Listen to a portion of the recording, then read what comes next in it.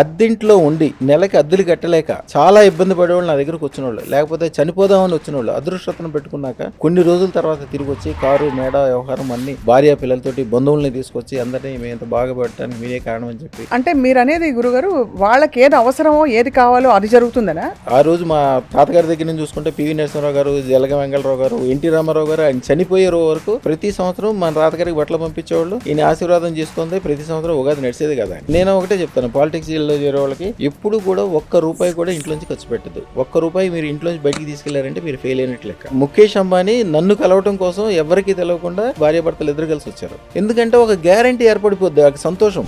ఒక ఆయన నవ్వుతానే అన్నాడు, సార్ అదృష్టం పెట్టుకున్నాను 15 రోజుల్లో ఉద్యోగం పోయింది సార్, ఇంకా 30 సంవత్సరాలు నాకు సర్వీస్ ఉంది సార్ అన్నాడు. అంటే నవ్వుతున్నారు కదా, ఉద్యోగం పోతే బాధపడతారుగా, నవ్వుతున్నారు ఎందుకు అనుకున్నా. సో అంటే కొన్ని తొలగిపోయినా కూడా జీవితం నుంచి సరైన పరిస్థితికి వెళ్ళడానికి అది సహకరిస్తుంది. అది కరెక్ట్. ఒక ఆయన అయితే లండన్లో ఇల్లు కొన్నాడు.